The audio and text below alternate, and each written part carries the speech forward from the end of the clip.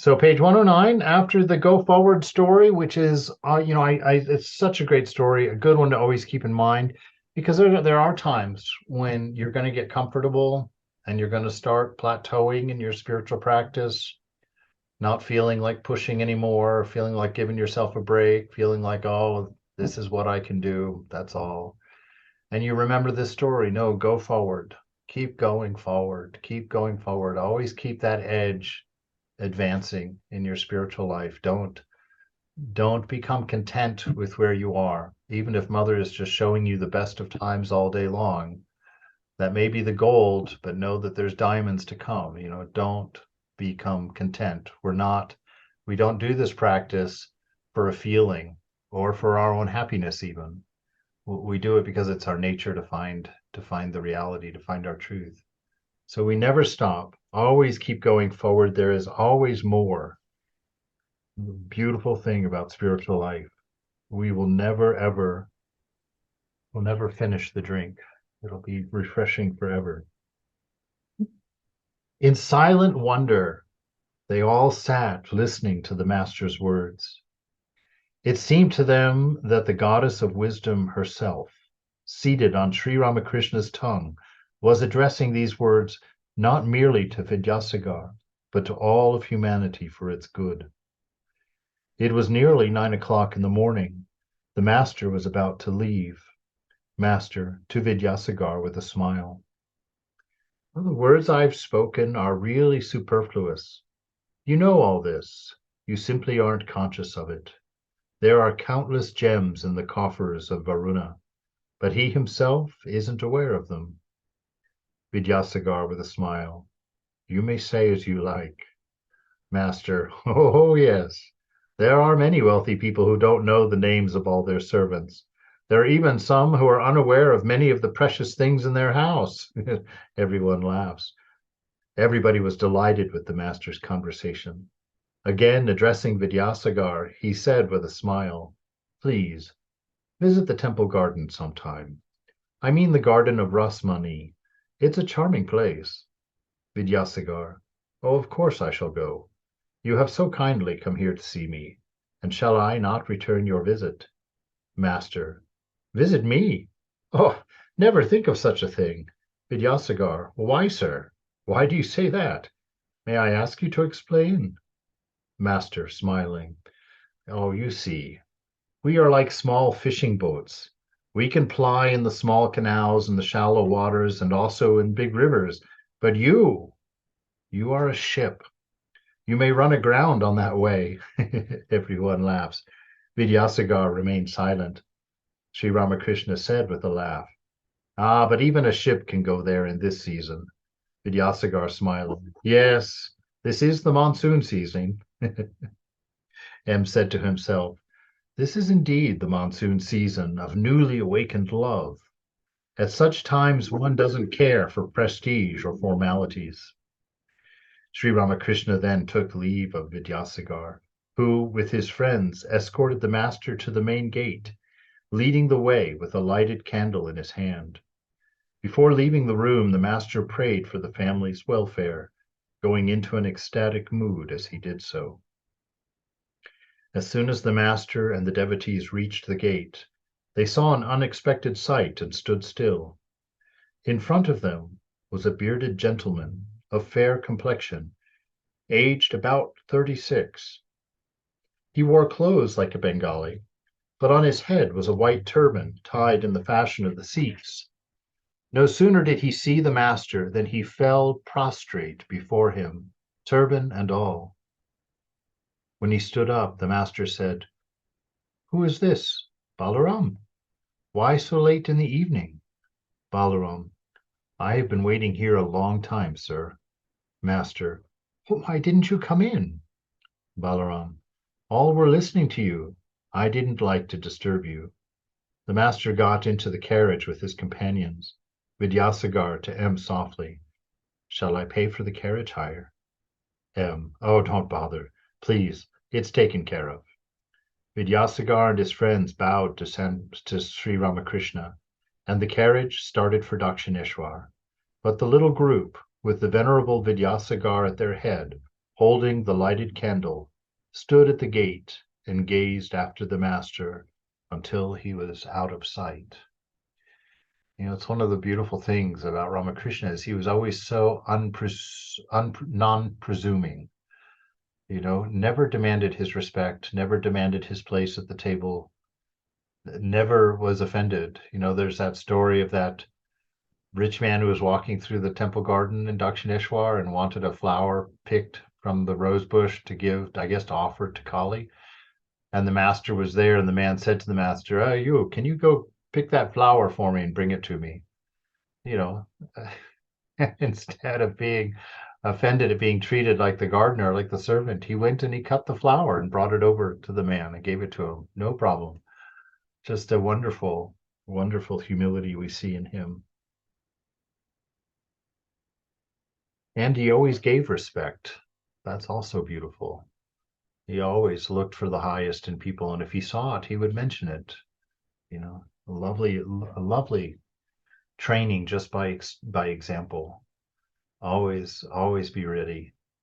Jesus said that too. Jesus said, anytime you go to someone's house for the first time, always sit in the humblest chair. It's better to be invited to sit in a better spot than it is to be asked to get out of the better spot. You really see that in Ramakrishna. That's one of the tenets of this world being unreal.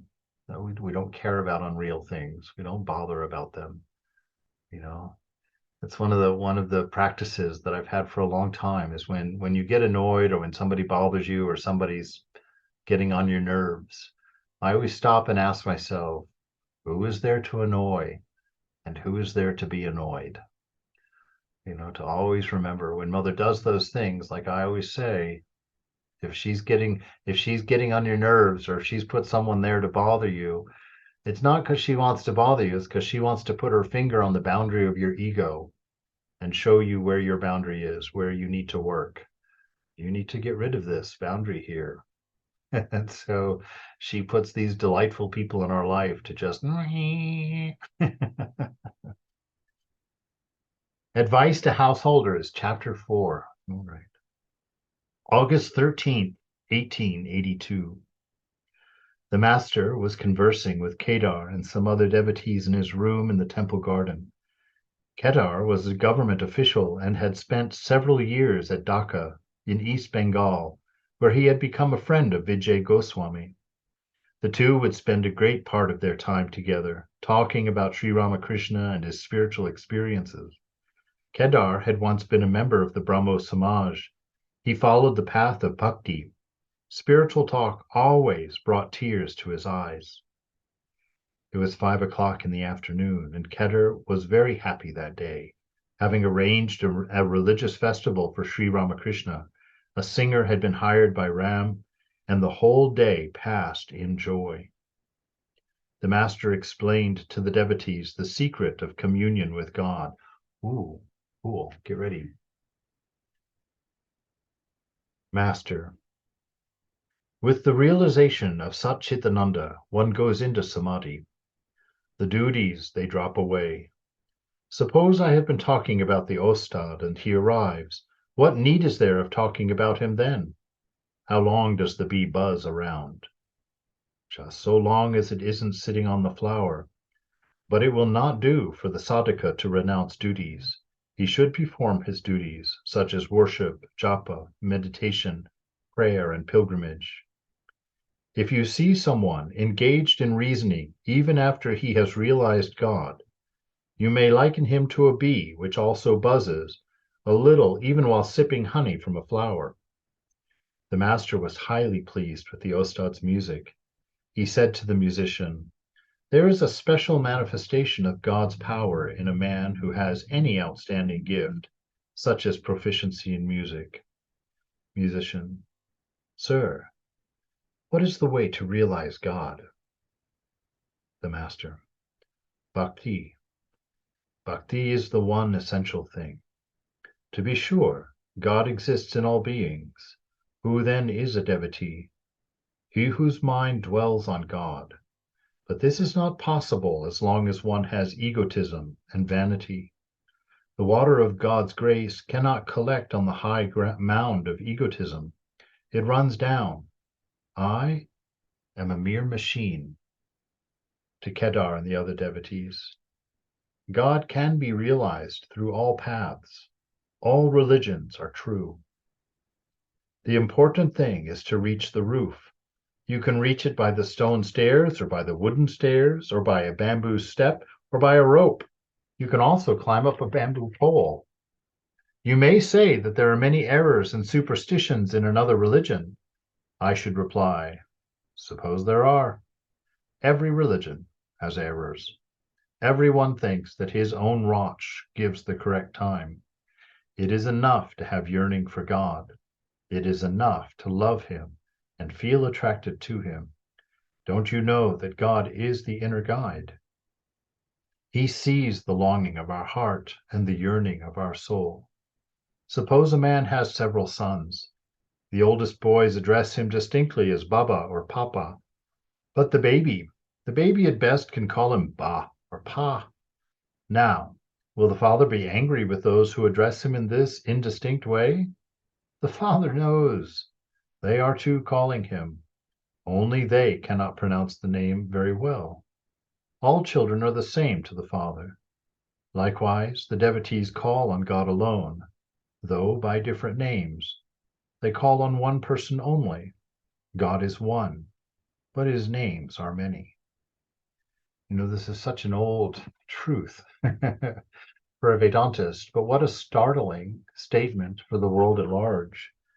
This fact that you get direct words from the Master's mouth, that all religions are true, that the Mother, the Divine, hears our calling, regardless of how we call or who we call, that yearning of the heart, that it really adds to that notion that life is religion. Religion is not a separate thing from life. It's not a part of life. It is life itself. This relationship with reality, this trying to figure out what is it that makes life worth living? What is it that makes life important? What is it that makes people important? It's this investigation to touch that light inside. When we've touched that love, that motor, the image of God within, if we've touched that and we've seen it and we've felt it for a moment, then we know what's important. We know what life is for, and we know why it's proper to respect everyone and to see everyone as being exactly where they should be, that the Mother is working with them as closely as she has ever worked with any of us. And to know that and to pay that respect to everybody as we see them.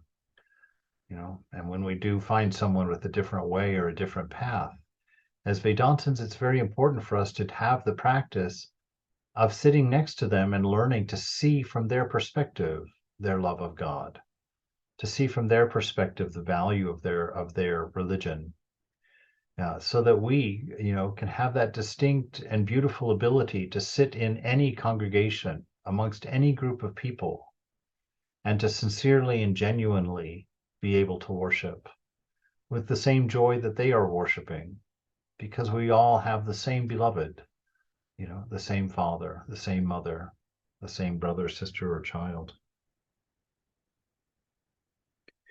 And I like he even lists the unconventional ways of getting to the roof. So you don't just have to do the ones where there's stairs and ladders. You can just throw a pole against the wall and get up there. The important thing is get up there. Whatever you do it with sincerity and earnestness. He says if you are sincere and you're earnest, then God herself will take responsibility for you to get you to the goal, to get you to into your divine inheritance. Thursday, August 24th, 1882. Sri Ramakrishna was talking to Hazra on the long northeast veranda of his room when M arrived. He saluted the Master reverently. Master: I should like to visit Ishwar Chandra Vidyasagar a few times more. The painter first draws the general outline and then puts in the details and colors at his leisure. The molder, well, he first makes the image out of clay and then plasters it, and then gives it a coat of whitewash, and last of all, he paints it with a brush. All these steps must be taken successively. Vidyasagar is fully ready, but his inner stuff is covered with a thin layer. He is now engaged in doing good works, but he doesn't know what is within himself. Gold is hidden within him. God dwells within us. If one knows that, one feels like giving up all activities and praying to God with a yearning soul. So the master talked with them, now standing, now pacing up and down this long veranda.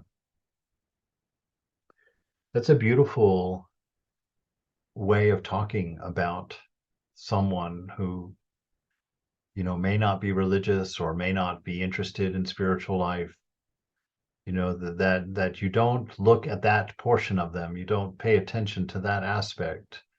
You keep your eyes on the gold in them that you know is there, and you find opportunities to bring their attention to that beauty within, to that wonderful spirit within.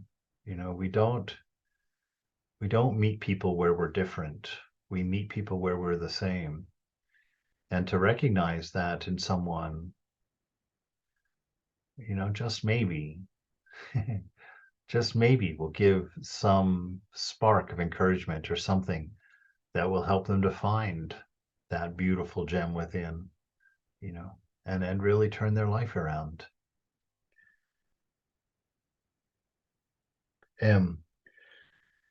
Is it necessary to practice discipline all through life? Master, no. But one must be up and doing in the beginning. After that, one need not work so hard.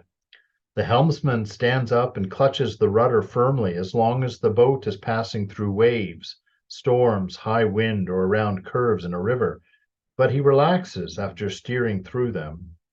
As soon as the boat passes the curves and the helmsman feels a favorable wind, well, he sits comfortably down and touches the rudder. Now he prepares to unfurl the sail and get ready for a smoke. Likewise, the aspirant enjoys peace and calm after passing the waves, the storms of woman in gold.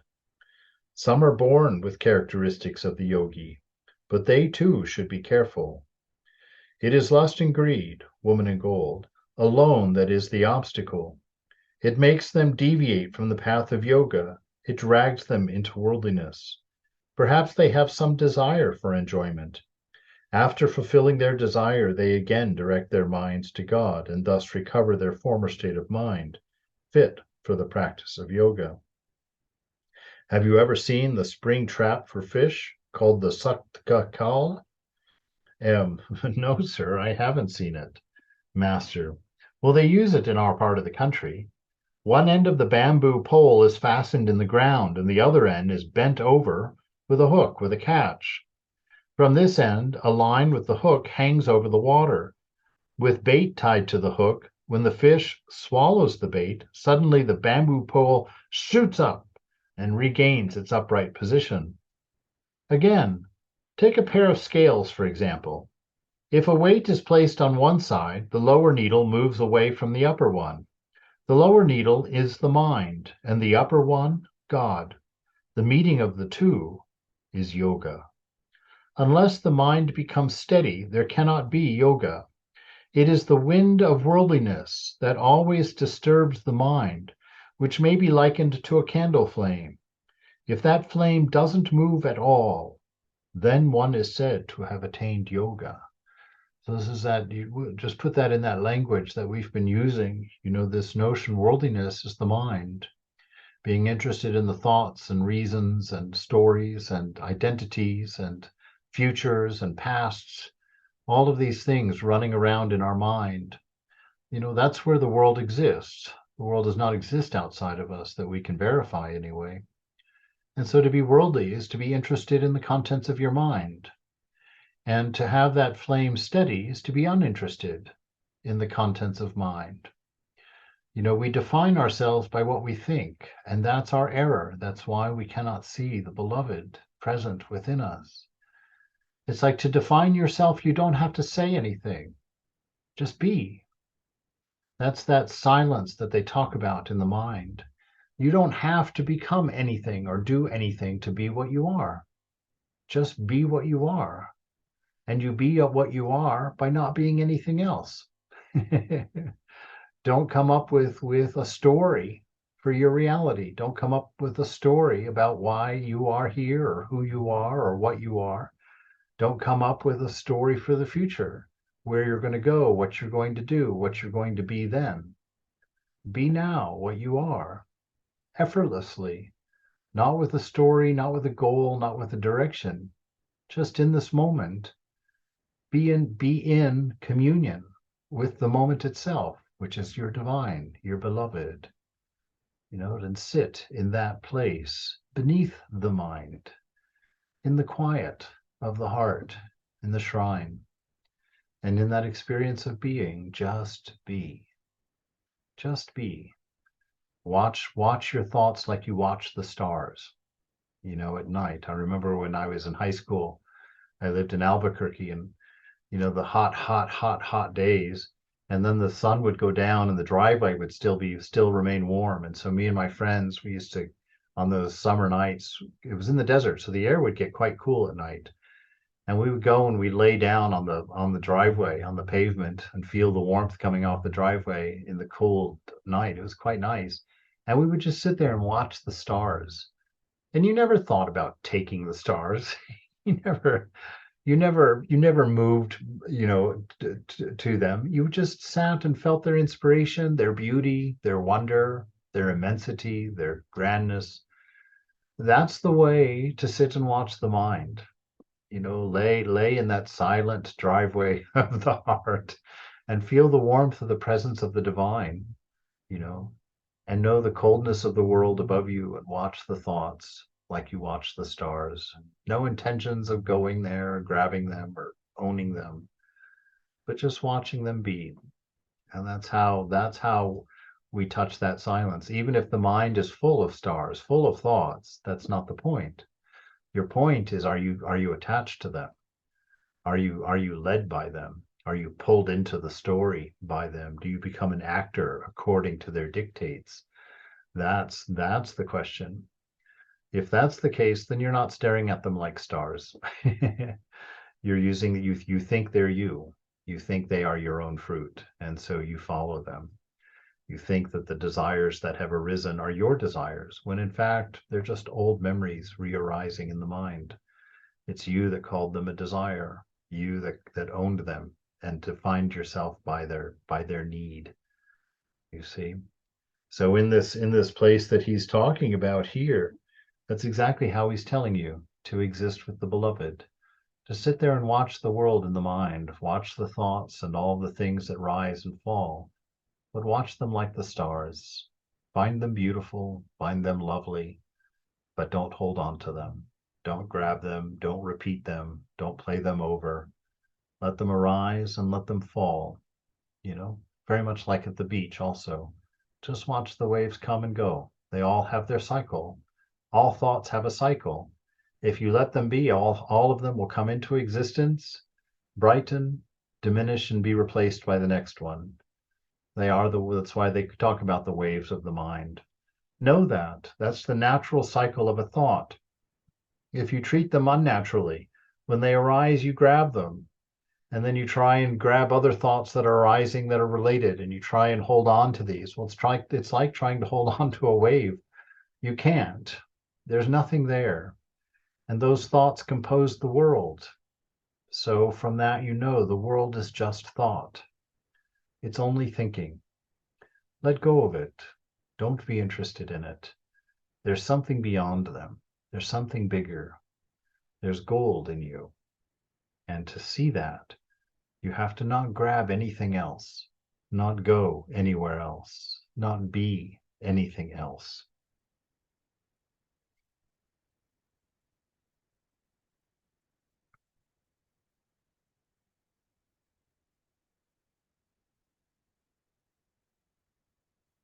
Unless the mind becomes steady, there cannot be yoga.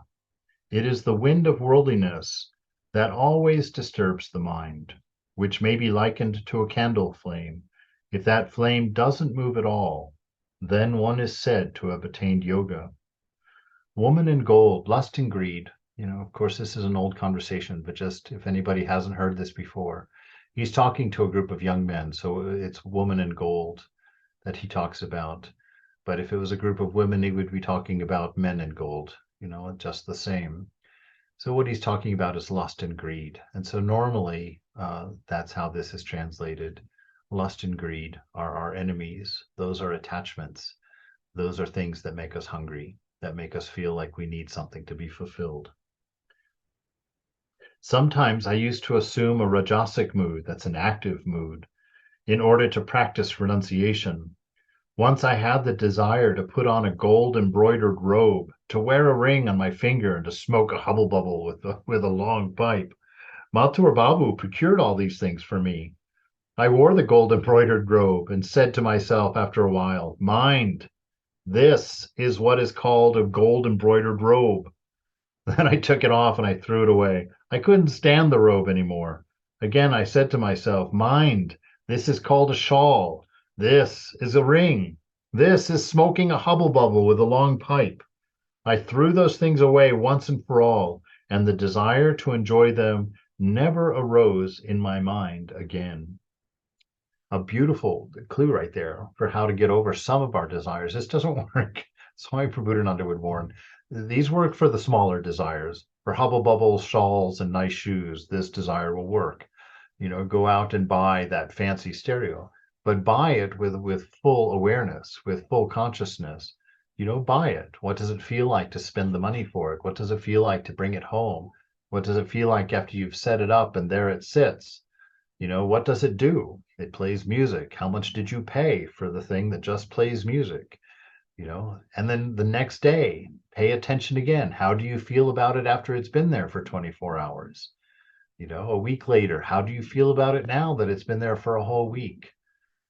2 years down the road, when you suddenly start seeing yourself noticing new stereos in the shop windows, remember, you've been through this already. You know what it is. You know the nature of these things. That's discernment. And he tells us that. It was almost dusk, and the master and M stood talking alone near the door at the southwest veranda. Master to M, the mind of the yogi is always fixed on God, always absorbed in the self. You can recognize such a man by merely looking at him. His eyes are wide open, with an aimless look, like the eyes of a mother bird hatching her eggs. Her entire mind is fixed on the eggs, and there is a vacant look in her eyes. Can you show me such a picture? M. I'll get one. As evening came on, the temples were lighted up. Sri Ramakrishna was seated on a small couch, meditating on the Divine Mother.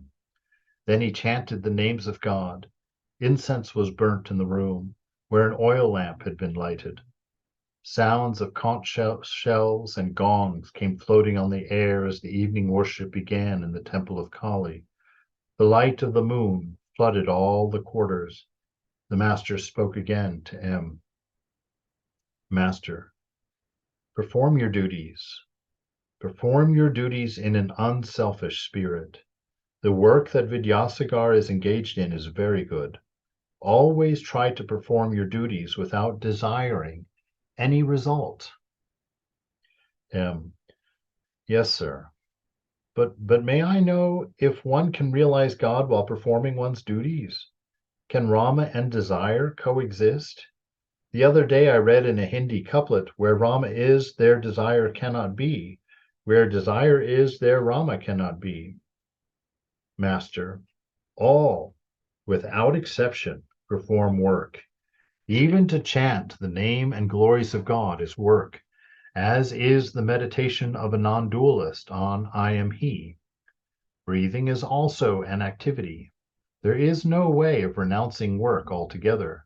So do your work, but surrender the result to God. Sir, may I make an effort to earn more money? Master, it's permissible to do so to maintain a religious family. You may try to increase your income, but in an honest way. The goal of life is not the earning of money, but the service of God. Money is not harmful if it is devoted to the service of God. M. How long should a man feel obliged to do his duty toward his wife and his children? Well, as long as they feel pinched for food or clothing. But one need not take the responsibility of a son who is able to support himself. When the young fledgling learns to pick its own food, the mother pecks it as if it comes to her for food. This is a great this is a great story. I mean, a great point here. Because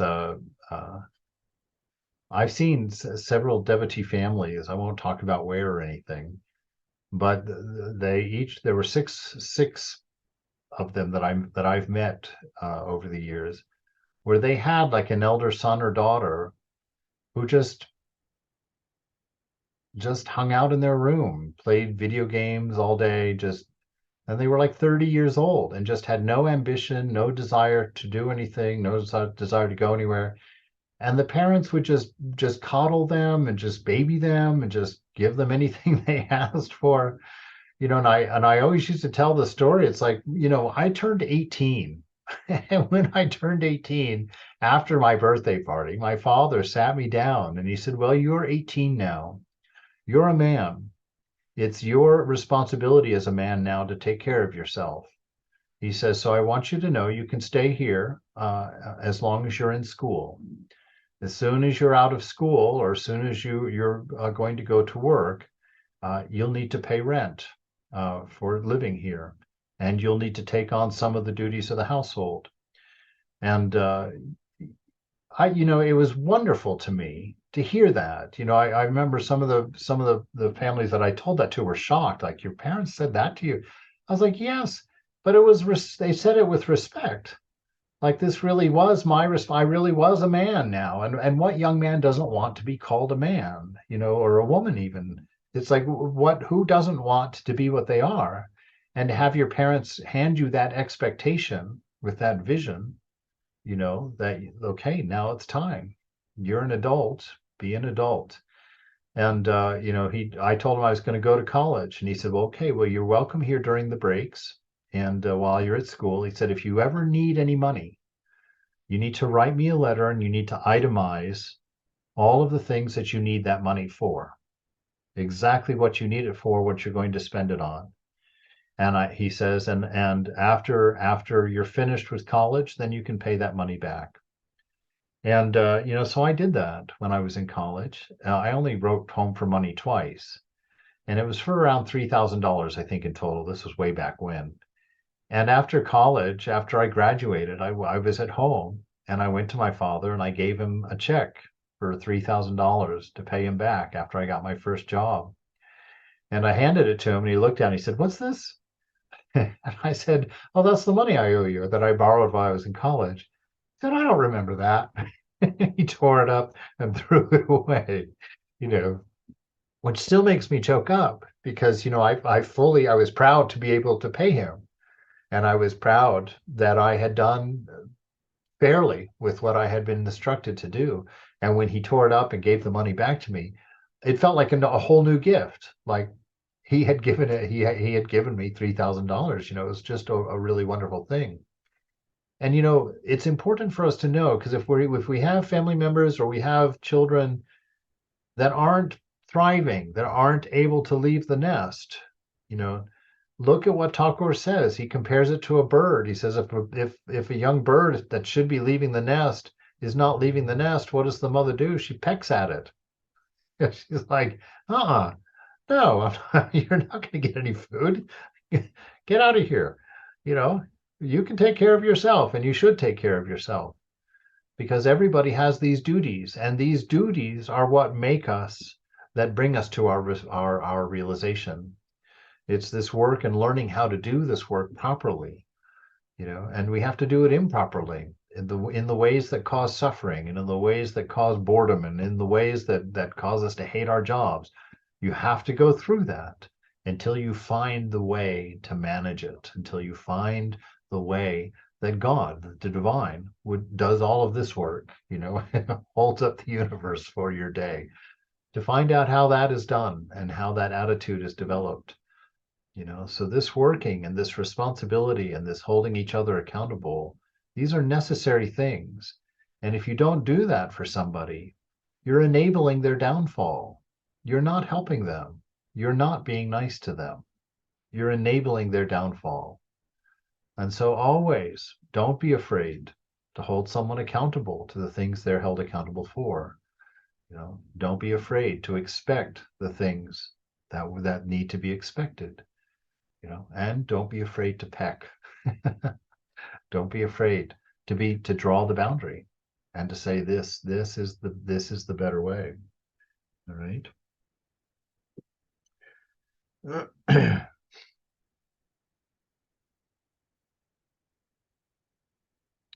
Master, as long as they feel pinched for food and clothing, but one need not take responsibility of a son when he is able to support himself. When the young fledgling learns to pick its own food, its mother pecks it if it comes to her for food. M. How long must one do one's duty? Master. Well, the blossom drops off when the fruit appears. One doesn't have to do one's duty after the attainment of God, nor does one feel like doing it then. If a drunkard takes too much liquor, he can't retain consciousness. If he takes only 2 or 3 glasses, he can go on with his work. As you advance nearer and nearer to God, he will reduce your activities little by little. Have no fear. Finish the few duties you have at hand, and then you will have peace. When the mistress of the house goes to bathe after finishing her cooking and her other household duties, she won't come back, however loud you may shout after her. I know that from my mom. She would go up every day. It's one of my favorite things about my parents, actually, is for my whole life, they've been married the whole time, which was a unique thing. And every day at my father would get home from work at 5:30, and dinner would be ready to go. And at around 4 or 4:30 every day, my mother would disappear. And she'd go up in her room and she would shower and she would fix her hair and she would dress up and she would get herself all nice looking. And she would come down so that she would be nice looking for my father when he got home from work. And so he would come home and he always appreciated it. And on Fridays, he would always bring her a bouquet of flowers. It was just kind of these regular little rituals that kind of went on in the home. And so when I read things like this, I understand once mom goes up to that shower, you can call her, the phone can ring, the mailman can come, anything. She's not coming down. She's busy until dad gets back.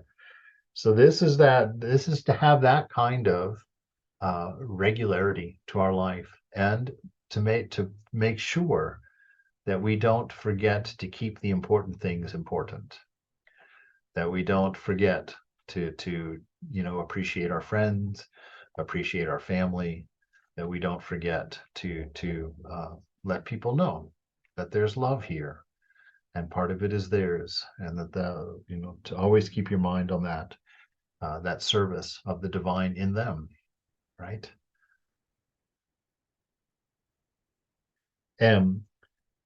Sir, what is the meaning of the realization of God? What do you mean by God vision? How does one attain it, Master? Well, according to the Vaishnavas, the aspirants and the seers of God may be divided into different groups.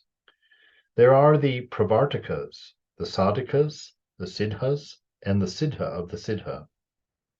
He who has just set foot on the path may be called a Pravartaka. He may be called a Sadhaka who has for some time been practicing spiritual discipline, such as worship, japa, meditation, the chanting of God's name and glories. He may be called a Siddha who has known from his inner experience that God exists. An analogy is given in the Vedanta to explain this. The master of a house, asleep in a dark room. Someone is groping in the darkness to find him.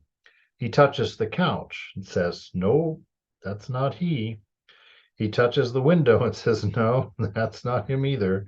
He touches the door. No, not him. This is what is known in Vedanta as the process of neti neti. Not this, not this. At last, his hand touches the master's body, and he exclaims, here he is. In other words, he is now conscious of the existence of the master. He has found him, but he doesn't yet know him intimately.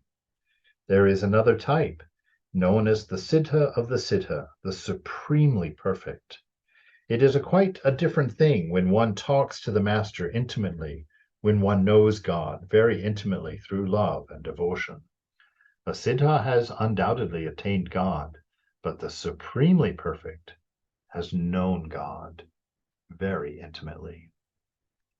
But in order to realize God, one must assume one of these attitudes: Shanta, Dasya, Sakhya, Vitsalya, and Madhur. Shanta, the serene attitude. The rishis of olden times had this attitude toward God. They did not desire any worldly enjoyment. It is like the single-minded devotion of a wife to her husband. She knows that her husband is the embodiment of beauty and love, a veritable Mayadan. Dasya, the attitude of a servant toward his master. Hanuman had this attitude toward Rama. He felt the strength of a lion when he worked for Rama. A wife feels this mood also. She serves her husband with all of her heart and soul. A mother also has a little of this attitude, as Yashoda had toward Krishna. Sakhya, the attitude of friendship. Friends say to one another, come here, sit near me. Sridhama and other friends sometimes fed Krishna with fruit, part of which they'd already eaten, and sometimes climbed on his shoulders. Vatsalya, the attitude of a mother toward her child. This was Yashoda's attitude toward Krishna. The wife, too, has a little of this. She feeds her husband with her very lifeblood, as it were. The mother feels happy only when the child has eaten to his heart's content. Yashoda would roam around with butter in her hand in order to feed Krishna. Madhur, the attitude of a woman toward her paramour. Radha had this attitude toward Krishna. The wife also feels it for her husband. This attitude includes all of the other four. M. When one sees God, does one see him with these eyes? Master, God cannot be seen with these physical eyes. In the course of spiritual discipline, one gets a love body, endowed with love eyes, love ears, and so on. One sees God with these love eyes. One hears the voice of God with these love ears. One even gets a sexual organ made of love. At these words, M burst out laughing. The master continued, unannoyed. With this love body, the soul communes with God. M again became serious. So you see these beautiful relationships that we're able to have with God. You can choose one, master it. You can have different ones at different times, different moods. You can see Thakur had all of these moods at different times with the master. But the one common and beautiful thing about all of them is the reality of God. You know, in the beginning, God is an idea. God is a concept.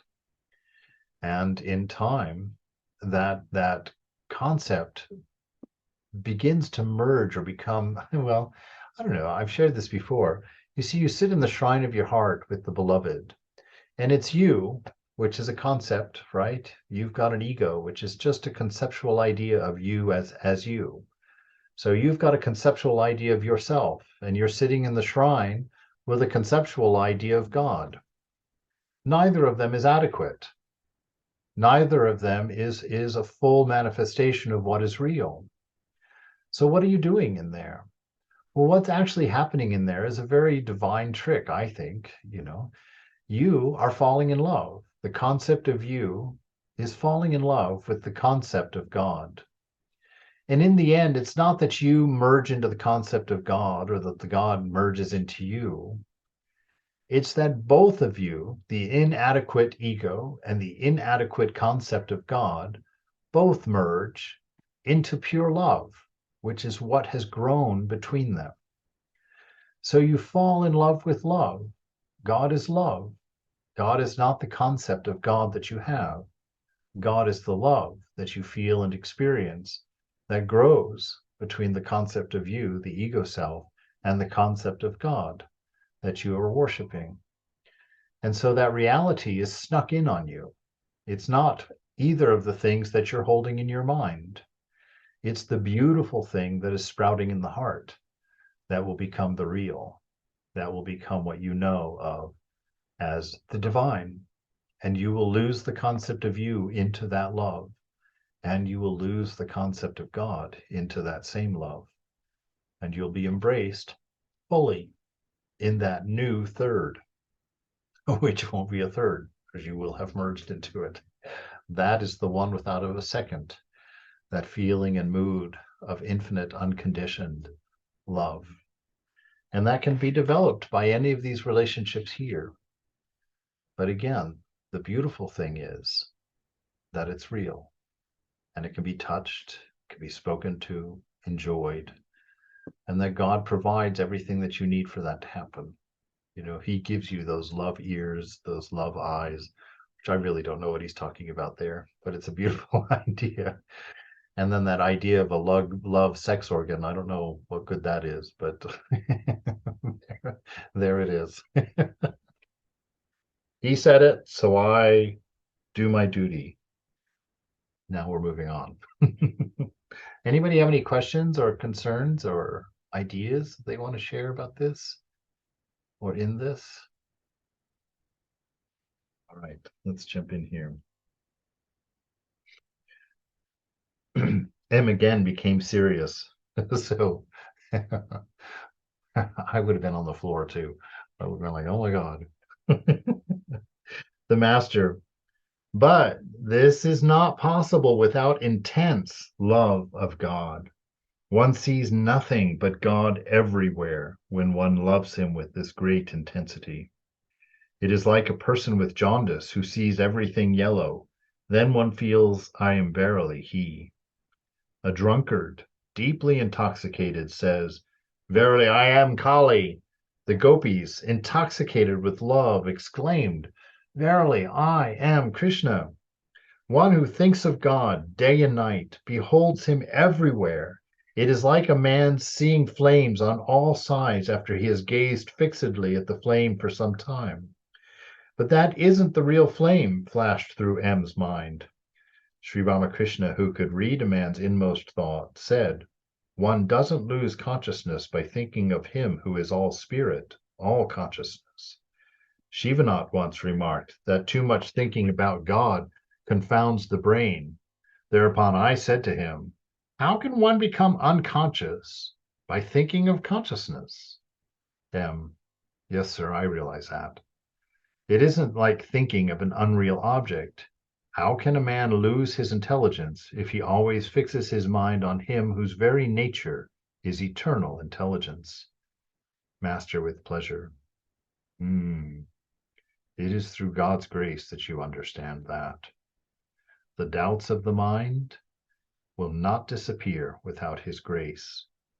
Doubts do not disappear without self-realization. But one need not fear for anything if one has received the grace of God. It is rather easy for a child to stumble if he holds his father's hand, but there can be no such fear if the father holds the child's hand. A man does not have to suffer any more if God, in his grace, removes his doubts and reveals himself to him. But this grace descends upon him only after he has prayed to God with an intense yearning of heart and practiced spiritual discipline. The mother feels compassion for her child when she sees him running about breathlessly. She has been hiding herself. Now she appears before the child. But why should God make us run about? Thought M. Immediately Sri Ramakrishna said, It is his will that we should run about a little. Then it is great fun. God has created the world in play, as it were. This is called Mahamaya, the great illusion. Therefore, one must take refuge in the Divine Mother, the cosmic power itself. It is she who has bound us with the shackles of illusion. The realization of God is possible only when those shackles are severed. So there's a couple of very important things in here.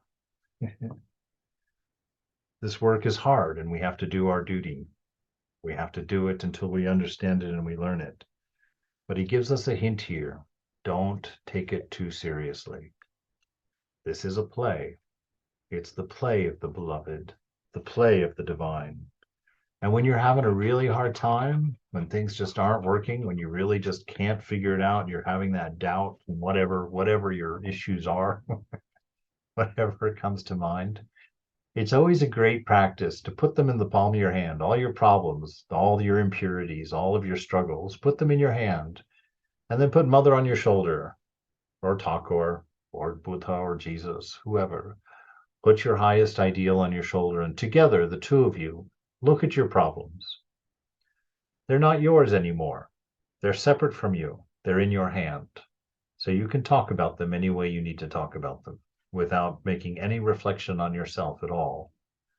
And you can enjoy the company of your beloved in the same way.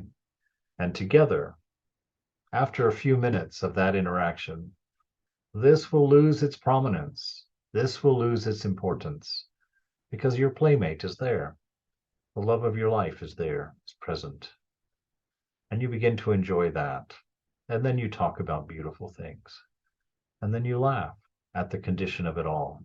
How is it that I am this truth and cannot know it?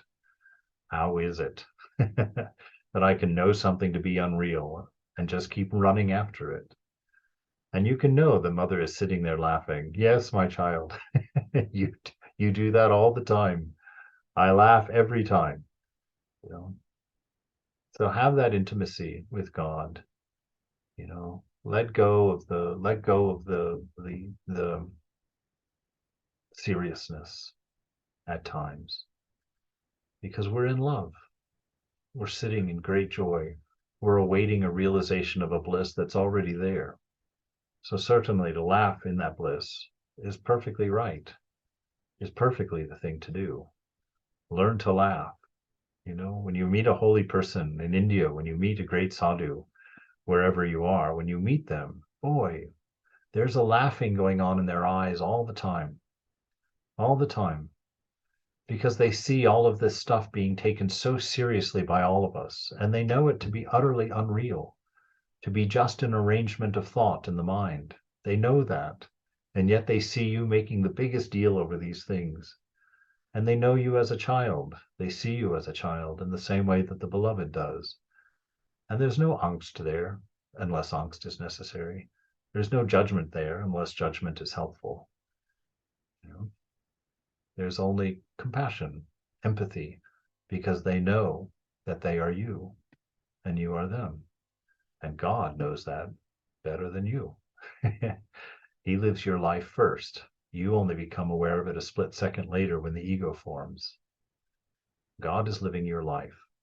God is walking your walk and playing the game. Who knows why?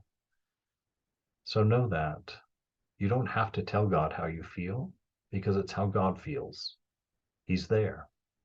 He's living that life. He's going through your experience. That's why we sit silently in his presence and learn, because he will master it perfectly. He will bring this body, well, not this body, he'll bring this ignorance home, cured, erased. All right. 8:04. I'm not too terribly late tonight. Any questions or concerns? All right. Very good, my friends. Realize God. Realize God like you do your homework. Realize God. All right. Thank you, Swami. Yes, Thank you. indeed. Be well.